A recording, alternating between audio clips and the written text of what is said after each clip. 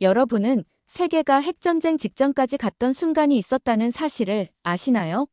제 이름은 마이크 스콧입니다. CIA 군사전략 분석실에서 20년 넘게 일해온 분석관이죠. 그날 저는 한 나라의 진짜 모습을 처음 봤습니다. 인도와 파키스탄이 핵무기 발사 버튼에 손을 올려놓은 그 순간 세계의 모든 무기가 멈췄습니다. 미국 무기는 수송 중 막히고 중국제 무기는 고장났고 러시아는 침묵했습니다. 하지만 단 하나, 한국의 무기만이 정확히 작동했죠. 저는 그날 이후 잠을 이루지 못했습니다. 왜 한국 무기만 작동했을까요? 그들은 무엇을 숨기고 있었던 걸까요? 오늘 저는 그동안 CIA 내부에서만 공유되던 충격적인 진실을 여러분께 공개합니다. 한국이라는 나라가 얼마나 대단한지 제 목격담을 들어보시겠습니까?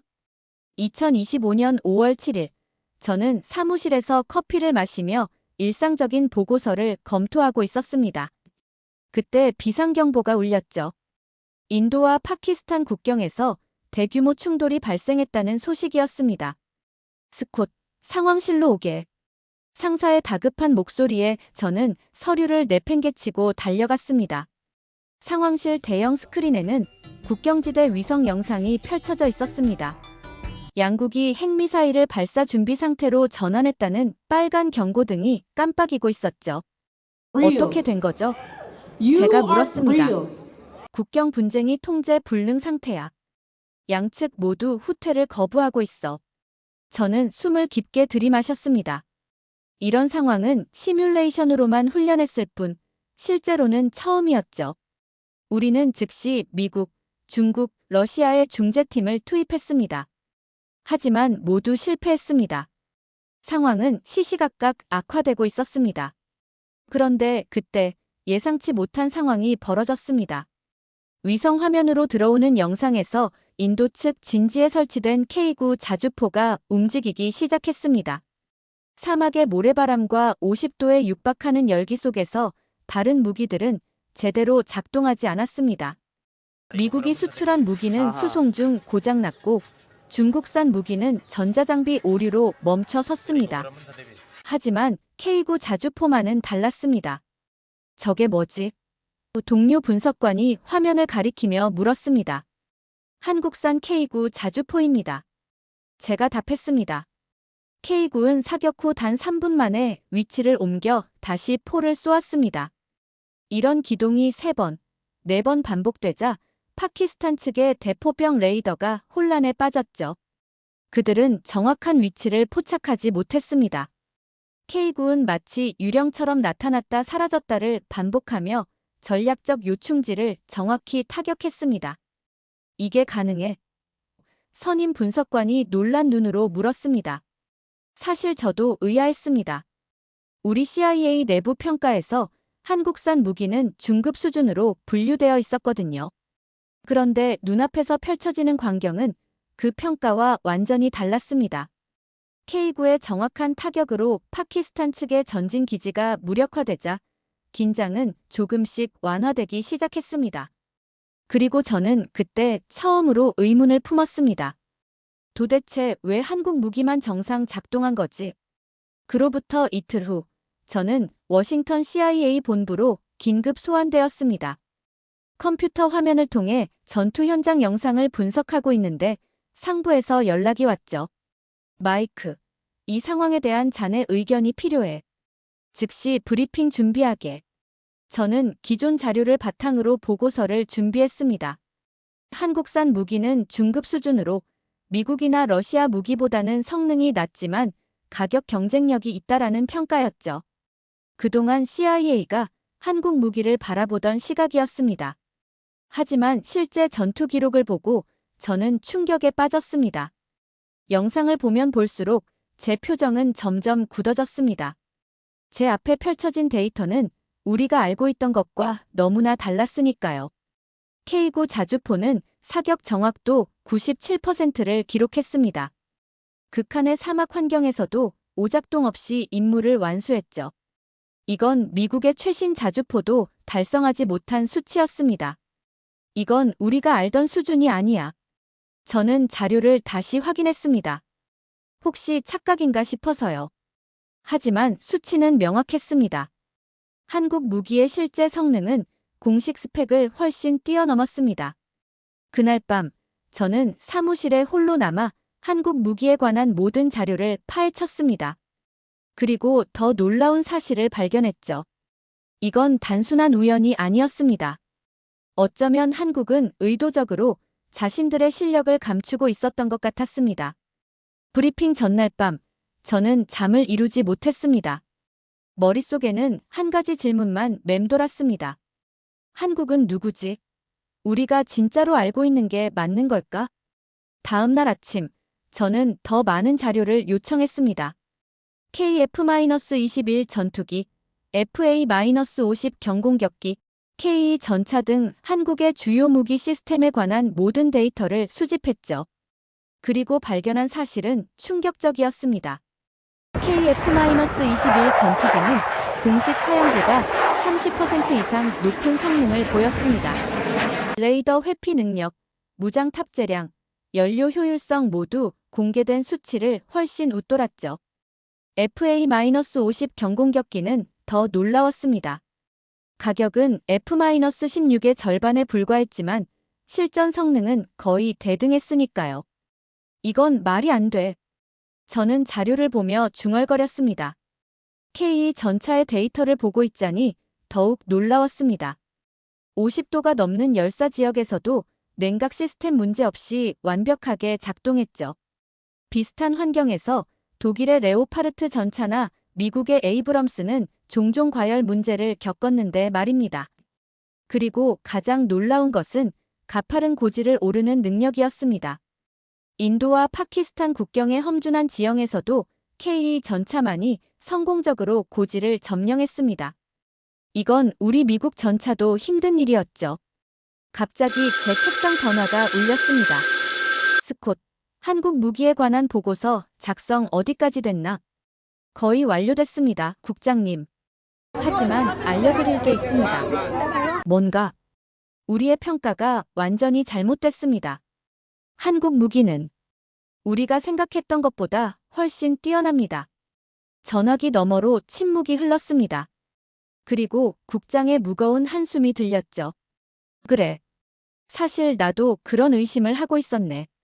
자세한 건 회의에서 듣지. 전화를 끊고 창밖을 바라보며 저는 혼잣말을 했습니다. 이런 무기를 만든 나라가 왜 가만히 있었지? 왜 자랑하지 않았을까?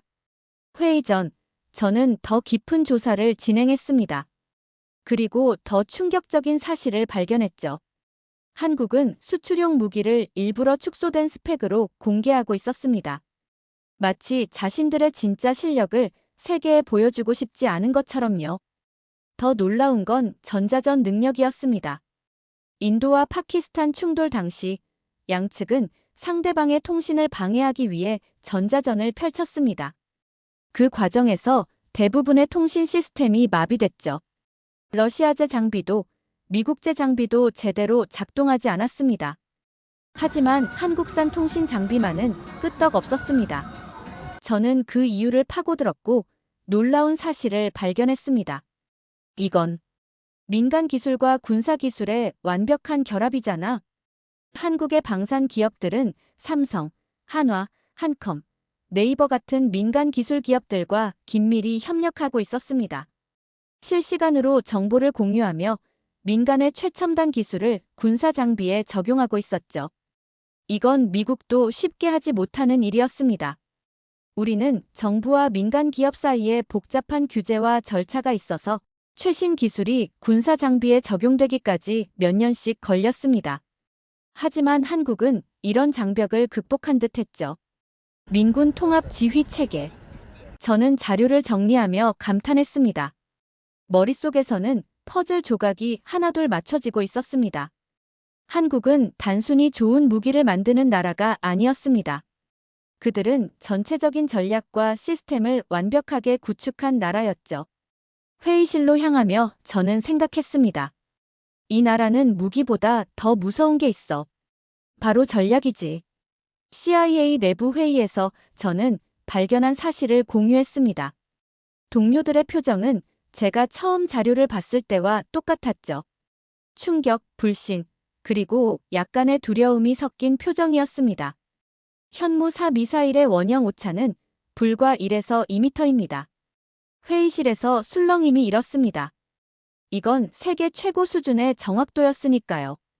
더 놀라운 것은 도산 안창호급 잠수함에서 발사되는 SLBM입니다.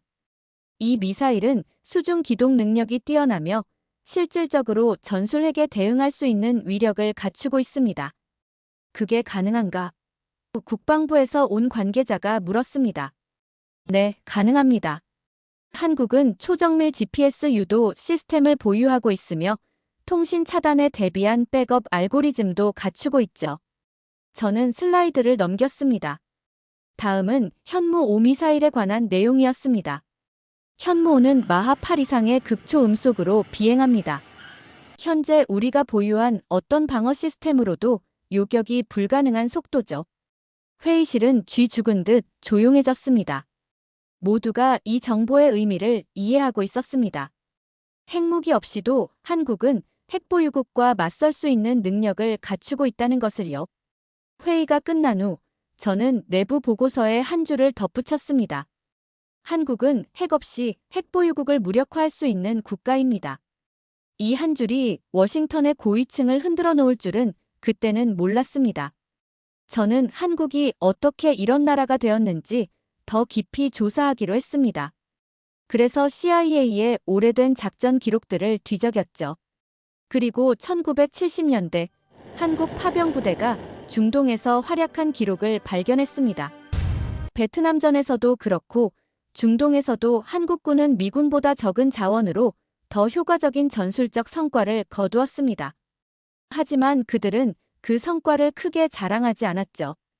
기록 속에는 당시 파병됐던 한 노병의 인터뷰가 있었습니다. 우린 자랑하지 않았습니다.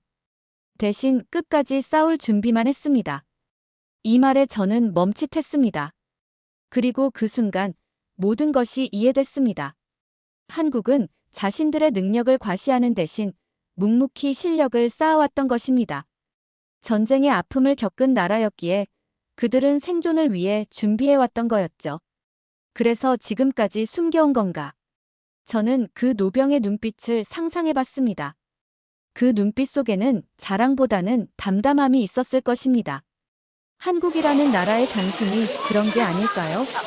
일주일 후, 저는 CIA 고위 간부들과 군 고위층 앞에서 브리핑을 진행했습니다. 회의실은 빈자리 없이 가득 찼습니다. 모두가 한국이라는 수수께끼 같은 나라에 대해 알고 싶어 했죠. 한국 무기의 실제 사양은 공개된 것보다 평균 30% 이상 뛰어납니다. 청중들 사이에서 웅성거림이 들렸습니다. 더 놀라운 것은 군수기업과 민간기업의 협업 구조입니다. 삼성, LG, 한화 같은 기업들의 최첨단 기술이 실시간으로 국방 분야에 적용되고 있습니다. 저는 한국의 국방 R&D 시스템에 대해 설명했습니다. 민간 기술을 군사 목적으로 전용하는 그들의 효율적인 시스템은 미국도 배워야 할 점이 많았죠. 마지막으로 가장 인상적인 것은 전시 대비 시스템입니다. 예비군, 민방위, 그리고 전 국민이 참여하는 종합적인 시스템을 갖추고 있습니다. 저는 잠시 숨을 골랐습니다. 그리고 브리핑의 마지막 말을 준비했죠. 이 나라는 전쟁을 준비한 게 아닙니다. 살아남을 준비를 해온 겁니다. 회의실은 완전한 침묵에 빠졌습니다.